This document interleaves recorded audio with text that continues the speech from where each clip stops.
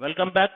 एक बार फिर ग्रेविटेशन के इस क्लास में मैंने लास्ट लेक्चर में आपको Kepler's law of planetary motion के बारे में बताया और मैंने बताया न्यूटन लॉ ऑफ ग्रेविटेशन। वो दोनों बात हमने कर ली थी। हम अब आगे चलते हैं, देखते हैं एक इम्पोर्टेंट फैक्टर या इम्पोर्टेंट फिनोमेना हमें पढ़ना है। ये देखिए, ये कोई ऑब्जेक्ट है, इसका मास m है, इसके ऊपर हमने कोई फोर्स लगाया F अपनी तरफ से। ये ऑब्जेक्ट किसी सरफेस पर रखा हुआ है, तो ऑब्जेक्ट मूव करेगा। यहाँ पे इसकी वेलोसिटी सपोज u थी, यहाँ पे इसकी वेलोसिटी v हो गई, तो क्या हुआ? Change in velocity. Change in velocity per unit time. यहाँ पे यहाँ से यहाँ तक जाने में सपोज टाइम t लगा, यहाँ से यहाँ तक जाने में, तो फिर एक्सेलरेशन होता है ना, change in velocity divided by time. तो हम क्या कह सकते हैं? Force creates acceleration. Force creates acceleration. कोई भी ऑब्जेक्ट हो, उसके ऊपर अगर अपन फोर्स लगाएंगे और वो ऑब्जेक्ट मूव कर गया तो समझ लो एक्सेलरेशन आया, क्योंकि ऑब्जेक्ट पहले रेस्ट में था, हमने अरे फोर्स लगाने से कुछ ना कुछ वेलोसिटी आ गई, चेंज इन वेलोसिटी हो गया, और उस वेलोसिटी को आने में अगर टाइम t लगा तो change in velocity per unit time is called acceleration. So we can say that force creates acceleration. अब इसी चीज को ना उठा के अगर ऐसे रखते हैं वर्टिकल, देखो क्या किया, वर्टिकल, यानी ऑब्जेक्ट अब ये है और यहाँ पे अर्थ है। अर्थ का कुछ मास है m, और इस ऑब्जेक्ट का भी मास है m। ओहो, पता चल गया आपको, दो मास हो गए। जब दो मास होते हैं तो उसके बीच में ग्रेविटेशनल फोर्स लगता है। लास्ट लेक्चर में हमने क्लियर की थी आपको ये बात। तो फोर्स लग रहा है, कौन लगा रहा है? अर्थ और मास के बीच में दोनों फोर्स लगा रहे हैं। ये भी इसको अपनी तरफ अट्रैक्ट करने के लिए फोर्स लगाएगा, और मास जो है छोटा सा, वो भी अर्थ को अपनी तरफ अट्रैक्ट करने के लिए फोर्स लगाएगा। लेकिन इसका मास ज्यादा है, m is very very very very very greater than m। अर्थ का मास बहुत ज्यादा है, mass of earth is very very very very very greater then mass of object. इसके लिए ऑब्जेक्ट को ही इधर आना पड़ेगा, अर्थ तो जाएगा नहीं, राइट? तो फिर इसका मतलब ऐसा समझें, ये लग रहा है फोर्स ऑफ ग्रेविटेशन, और ऑब्जेक्ट मूव करेगा इसी डायरेक्शन में। ऑब्जेक्ट मूव कर रहा है लाइक दिस, ऑब्जेक्ट मूव कर रहा है। और हमने आपको अभी तो बताया था, अगर किसी ऑब्जेक्ट को फोर्स लगाएं और फोर्स मूव कर रहा है, उसकी वेलोसिटी चेंज हो रही है, इसकी भी वेलोसिटी चेंज हो रही है। पहले सिर्फ रखा था, हमने धीरे से इसको छोड़ दिया, तो फिर धीरे धीरे इसकी वेलोसिटी बढ़ी। पहले वेलोसिटी 0 थी, अब वेलोसिटी बढ़ गई, यहाँ आएगा तो बहुत ज्यादा वेलोसिटी से टकराएगा, तो चेंज इन वेलोसिटी तो हो रहा है। तो इसका मतलब यहाँ पे भी एक्सीलरेशन क्रिएट होगा, एक्सीलरेशन क्रिएट होगा। तो जब कोई ऑब्जेक्ट ऊपर से नीचे आएगा तो उस ऑब्जेक्ट में भी एक्सीलरेशन डेवलप हो जाएगा, because it comes under the force of gravitation. यहाँ पे फोर्स ऑफ अर्थ था, हमारा मस्कुलर फोर्स था, हम पुश कर रहे थे उसको, लेकिन यहाँ पे जो फोर्स है वो ग्रेविटेशनल फोर्स है, अर्थ उसको पुल कर रहा है। तो what I can write is, earth exerts a force on this object so that object moves towards the earth, towards earth। Object earth की तरफ मूव करता है, और hence an acceleration is developed, and this acceleration is called as acceleration due to gravity। अब इसको ए नहीं कहेंगे, हम इसको ए नहीं कह रहे, इसको क्या कह रहे अपन? जी, एक्सीलरेशन ड्यू टू ग्रेविटी, जी। अच्छा, फोर्स जो है ना, वो अर्थ का मास फिक्स है, तो अर्थ हर ऑब्जेक्ट के ऊपर फोर्स लगाएगा, और वो फोर्स उसके मास पर डिपेंड नहीं करेगा, डिपेंड करेगा भी, लेकिन जब वो नीचे आना शुरू होगा उस समय सिर्फ जी अंडर एक्सीलरेशन दैट इज जी, इसके अंडर में ही ऑब्जेक्ट नीचे की तरफ आता है, राइट। ये भी हम देखेंगे अभी किस पर डिपेंड करता है, राइट। तो जी के बारे में हमको पता चल रहा है अभी कि when object is moving in a horizontal surface, object अगर हॉरिजॉन्टली मूव करता है तो उसका एक्सीलरेशन ए होता है, फोर्स पर डिपेंड करता है, कितना फोर्स लगा है, कितना मास है। न्यूटन सेकंड लॉ कहता है F equal to M A. तो जो फोर्स है ना, मास और एक्सीलरेशन दोनों पर डिपेंड करता है। यहाँ देखिए, यहाँ पे जो फोर्स है ना वो ग्रेविटेशनल फोर्स है, यानी अर्थ लगा रहा है। अब ये मस्कुलर फोर्स नहीं है, अब अर्थ लगा रहा है। तो object when object is moving under some acceleration, तो न्यूटन सेकंड लॉ तो लगेगा ही लगेगा, लेकिन वही फोर्स जो है ना इस बार मस्कुलर नहीं है, वो ग्रेविटेशनल है। तो ग्रेविटेशन का भी फॉर्मूला हम लगा सकते हैं। तो क्या कह सकते हैं, देखो, this object moves towards earth, this object moves towards earth, so Newton second law F equal to M A वो एप्लीकेबल होगा। और ए की जगह यहाँ पे क्या है, जी, और F equal to M G ये एप्लीकेबल होगा, राइट। लेकिन दो ऑब्जेक्ट के बीच में लगने वाले फोर्स को ग्रेविटेशनल फोर्स भी कहते हैं, but gravitational force is also working between two objects. So this force is G, capital M, mass of the earth, small m, and radius of the earth का square. ये हमको पहले ही पढ़ के आए हैं। तो ये दोनों एक ही होंगे, ये फोर्स जो लग रहा है वो भी वही है, और ये इसको जो पुल कर रहा है वो भी वही है। Hence what we can say, mg is equal to g m upon r square। m से m कैंसिल करो तो g की वैल्यू आ गई G M upon R square. अब यहां से आप थोड़ा सा कंक्लूजन निकाल सकते हो। क्या कंक्लूजन है वो, कि भाई जो ग्रेविटेशनल एक्सीलरेशन है या फिर एक्सीलरेशन ड्यू टू ग्रेविटी है, that is G M upon R square, जहां पे सब कुछ कांस्टेंट है। देखो, G is already a constant, M क्या है, मास ऑफ द अर्थ। और मास ऑफ द अर्थ थोड़े ही वेरिएबल है, आज कुछ है कल कुछ हो जाएगा, ऐसा तो हो नहीं सकता। It is also a constant. और ये रेडियस ऑफ द अर्थ,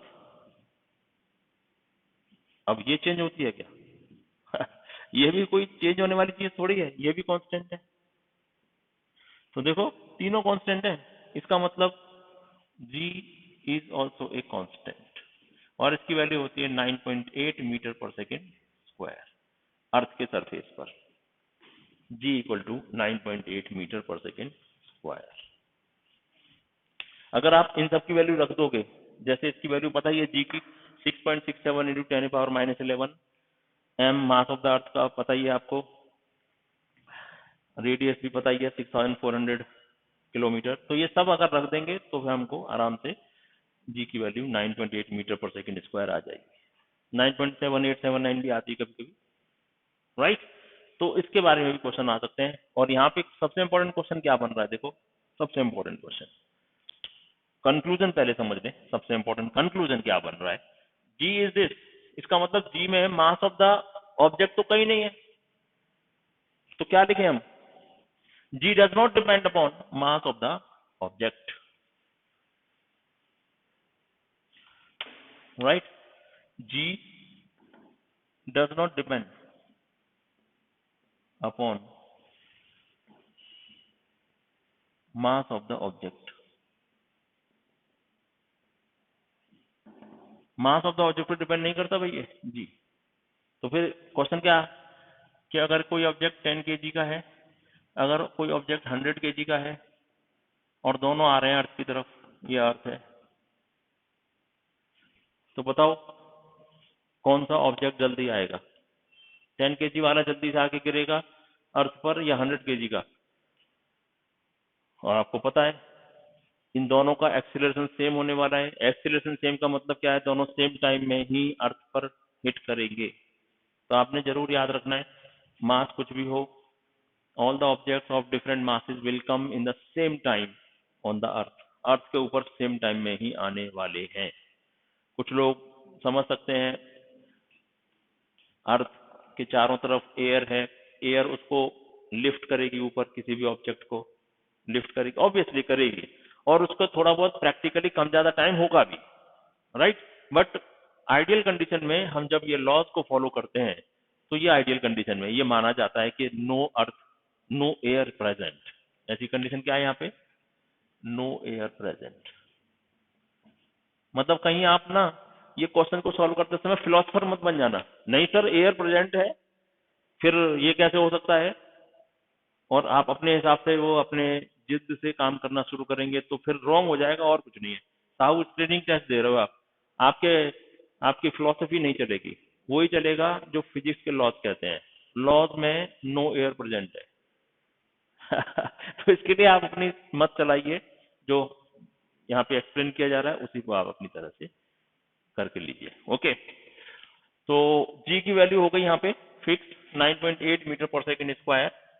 और ये जो इम्पोर्टेंट और बहुत है, टाइम कम है लेकिन बताना तो बहुत है उसमें, तो मैं एक और इम्पोर्टेंट बात यहाँ पे बता के ये लेक्चर खत्म करता हूँ, फिर दूसरा कोई लेक्चर रिकॉर्ड करेंगे इसके बाद, देखेंगे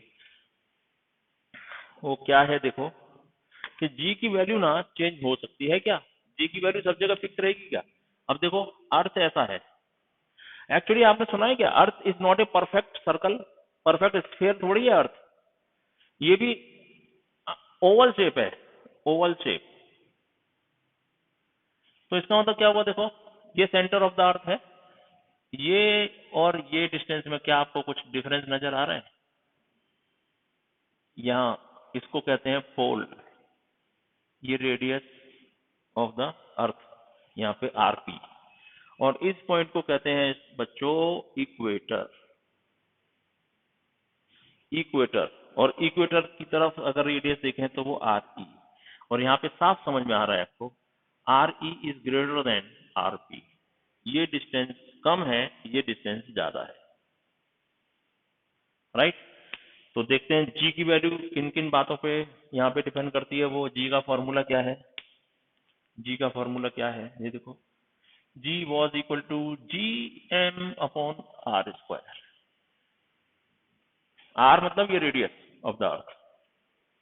अब यहां देखो G is inversely proportional to R square, तो आर की वैल्यू अगर बढ़ेगी तो जी की वैल्यू कम होगी। तो यहां देखो आर की वैल्यू बढ़ रही है तो जी कम होगा, जी मिनिमम। मिनिमम क्यों, क्योंकि यहाँ पे रेडियस सबसे ज्यादा होती है, इक्वेटर पर अर्थ की रेडियस सबसे ज्यादा होती है और पोल पर अर्थ की रेडियस सबसे कम, इट इज मिनिमम। यहाँ पे इट इज मैक्सिमम, मैक्सिमम मतलब रेडियस बढ़ गई तो जी की वैल्यू कम हो गई। अब यहाँ देखो G is inversely proportional to radius square, यहाँ पे आर की वैल्यू कम हो रही है और इनवर्स है प्रोपोर्शन, आर कम होगा तो जी की वैल्यू बढ़ेगी। तो फाइनल बात क्या निकल गई इस डिस्कशन में, value of G is minimum at equator. इसके ऊपर कई क्वेश्चन आ चुके हैं साहू कॉलेज में, साहू कॉलेज के जो पेपर सेट करने वाले लोग हैं वो शायद इसी बात को बहुत ध्यान देते हैं। इक्वेटर पर सबसे ज्यादा रेडियस तो सबसे कम जी, जी की वैल्यू मिनिमम इक्वेटर पर, और यही बात फिर value of G is maximum where at pole, pole पर सबसे ज्यादा जी की वैल्यू। याद रखना, इस हिसाब से काम करना। अगर आपको कोई क्वेश्चन दिया जाए पोल और इक्वेटर उसमें हो तो पता नहीं क्या याद रखना पड़ेगा, इक्वेटर मतलब सबसे लंबी जगह, सबसे लंबी रेडियस, सबसे लंबी रेडियस सबसे कम जी, सबसे छोटी रेडियस पोल पे, सबसे छोटी रेडियस, सबसे ज्यादा जी की वैल्यू, राइट। इसलिए कहते हैं जी की वैल्यू कम जहां हो। वेट को कैसे मापते हैं आपको पता है student? Weight equal to mass into acceleration. Weight होता ही क्या है? वेट होता ही है the gravitational force applied on the object is called weight of the object. वेट क्या है किसी भी ऑब्जेक्ट का? It is the gravitational force applied by earth on that object. और फोर्स लगाते हैं तो क्या होता है? फोर्स ma होता है, मास इंटू एक्सीलरेशन। यहाँ पे g है इसलिए फोर्स हो गया mg, इसलिए वेट हो गया m इंटू जी। इसलिए वेट की हमेशा फॉर्मूला m इंटू जी। अब यहाँ याद रख लो, मास फिक्स कांस्टेंट। किसी भी चीज में मैटर कम ज्यादा थोड़ी होता है। किसी भी ऑब्जेक्ट में, अब ये मार्कर है तो इसके अंदर जितना भी मैटर है वो फिक्स है, वो चेंज नहीं होगा। चाहे अर्थ पे ले जाओ, मून पे ले जाओ, मार्स पे ले जाओ, कहीं पे भी ले जाओ, तो mass constant, G changes according to planet. जगह जगह पर जगह जगह बदलेगा जी की वैल्यू। जैसे पोल और इक्वेटर भी बदल गया, सेम प्लेनेट अर्थ के ऊपर भी इक्वेटर पे जी कम है, पोल पे जी ज्यादा है, तो फिर इक्वेटर पर वेट किसी भी ऑब्जेक्ट का मिनिमम होगा, पोल पर किसी भी ऑब्जेक्ट का वेट मैक्सिमम होगा। इसके लिए जो भी फैट पीपल होते हैं, मैं तो उतना फैट नहीं हूं बेशक तो हम अगर पोल पे जाके मापेंगे तो और ज्यादा फैटी, और ज्यादा मोटे लगेंगे, और ज्यादा वजनी लगेंगे, वेट हमारा ज्यादा लगेगा। इक्वेटर में जाके मापो, I lost my weight, right. तो फिर ये वेट का कॉन्सेप्ट भी आपको समझ गया कि मास कांस्टेंट है, मास चेंज नहीं करना। कभी कभी ऐसा क्वेश्चन दे देते हैं, साहू कॉलेज में पूछ सकते हैं, 20 kg मास है आपका, कहाँ पे? अर्थ पे। तो बताओ मून पे मास क्या होगा? ये मास है, यूनिटी देखो ना, केजी है ना, तो मास है। तो मून पर क्या होगा? अरे कुछ भी नहीं होगा, 20 kg रहेगा, मास थोड़ी बदल रहा है, इट इज अ कांस्टेंट। जी की वैल्यू बदलेगी, और जी की वैल्यू बदलने से मास इंटू जी, यानी उनका मल्टीप्लीकेशन करने से वेट की वैल्यू बदलेगी। तो वेट बदलेगा, एक प्लेनेट से दूसरे प्लेनेट पर जाने से वेट बदलेगा, इक्वेटर से पोल पर जाने पर वेट बदलेगा। Mass will not change in any condition. So आप मास चेंज ना करें, ये कभी कभी गिमिक्स हो जाता है, जल्दी जल्दी में हम भूल जाते हैं भैया ये तो मास है, राइट। तो और जी की वैल्यू बदलने के दो तीन कारण और भी होते हैं, वो मैं जल्दी जल्दी लिख देता हूं जिससे कि इसी लेक्चर में ये बात को खत्म कर दें हम। जी की वैल्यू और कैसे बदलेगी, ये देखो। नंबर 2, ये मास, सॉरी ये रेडियस ऑफ द अर्थ है, ये अर्थ है पूरा, ये रेडियस है, और ऑब्जेक्ट यहाँ है। तो यहाँ पे जी की वैल्यू दिस पॉइंट ए पर क्या है? G at A is G M upon R square, right. लेकिन अगर मैं यहाँ चला जाऊं, इस जगह बी पॉइंट पर आ जाऊं एच हाइट पे, राइट, तो जी की वैल्यू क्या होगी? बदल जाएगी जी की वैल्यू। तो कैसे बदल जाएगी? G equal to G M upon, अब एच ऊपर चले गए तो आर प्लस एच का स्क्वायर। पहले आर स्क्वायर था ना, अब आर में एच और जुड़ गया, इसलिए आर प्लस एच का स्क्वायर। लेकिन अब हमें निकालना है जी डैश, क्योंकि जी था ना, वो वैल्यू तो फिक्स थी जो G M upon R square.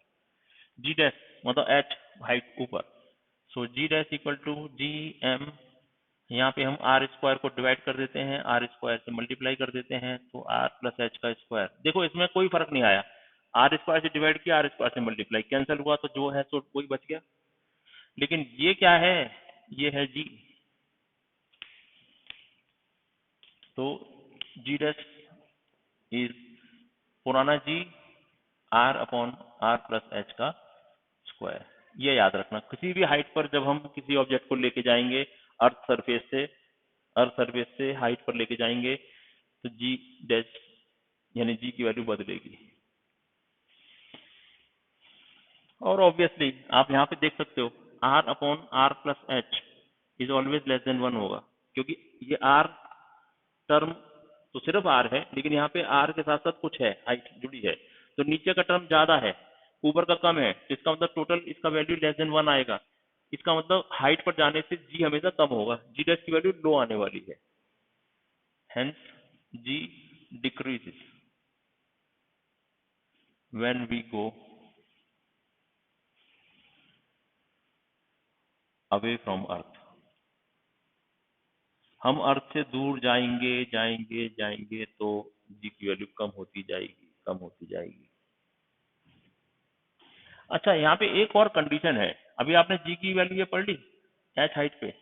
यहाँ पे ना H should be high. That is high का मतलब कितना?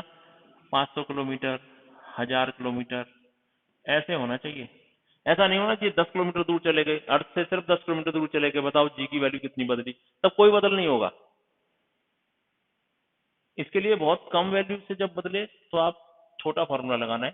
यहाँ पे ये फॉर्मूला लगाने के लिए हाइट अच्छी खासी होनी चाहिए। If h is very small as compare to r, तो ये फॉर्मूला लगा देना, g dash equal to G 1 minus 2h upon r। ये फॉर्मूला लगा देना, काम हो जाएगा। ये कब लगाना है? जब h बहुत छोटा है, 2 kilometre, 4 kilometre, 100 kilometre, 50 kilometre, 100 kilometre तक गए तो।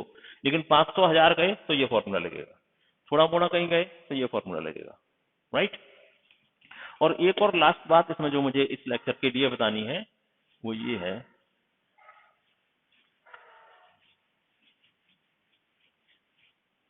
लास्ट, कि अगर हम अर्थ के अंदर गए तो क्या होगा। ये देखो, ये सेंटर ऑफ द अर्थ है, यहाँ पे जी की वैल्यू 9.8 मीटर पर सेकेंड स्क्वायर थी, ऊपर गए जी विल डिक्रीज, कम होता जाएगा। अच्छा, तो नीचे आए तो क्या होगा?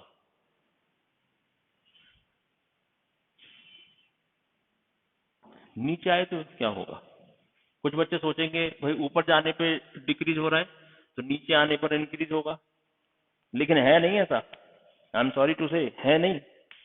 नीचे आने पे भी जी डिक्रीज होगा, डिक्रीज। और हम यहाँ पे जी की वैल्यू कैसे निकाल सकते हो? ये जी डैश अंडर हाइट डी, अगर हमारी हाइट डेप्थ ले रहे हैं, डी नीचे आए तो पुराना जी 1 माइनस डी अपॉन आर, ये फॉर्मूला लगाइए, काम खत्म।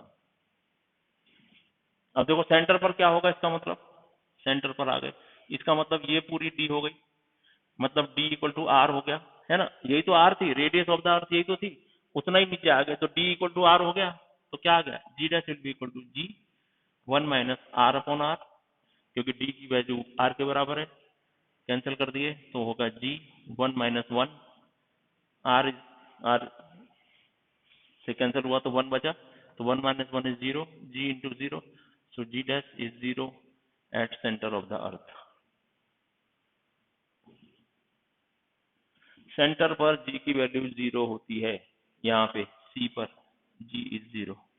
तो ऊपर जाने से भी डिक्रीज, नीचे आने पे भी डिक्रीज, मैक्सिमम वैल्यू जी की सरफेस ऑफ द अर्थ पर, और वो भी कहाँ? पोल पे या इक्वेटर पर? इक्वेटर पर रेडियस ज्यादा इसलिए कम, पोल पर सबसे कम रेडियस सबसे ज्यादा। तो जी की वैल्यू सबसे ज्यादा होती है पोल पर ऑलवेज। अर्थ के रेस्पेक्ट में हम बात करें तो जी की वैल्यू हाइट पर जाने से कम होगी, डेप्थ में आने से कम होगी, सेंटर में 0 होगी, अर्थ के सरफेस पर सबसे ज्यादा होगी। लेकिन अगर हम अर्थ के सरफेस पर भी पोल पर होंगे तो सबसे ज्यादा जी की वैल्यू होती है सरफेस पर भी, right. Okay, that's all for the day. इस लेक्चर में इतना ही, फिर किसी और लेक्चर में मिलेंगे किसी और दिन। Thank you very much.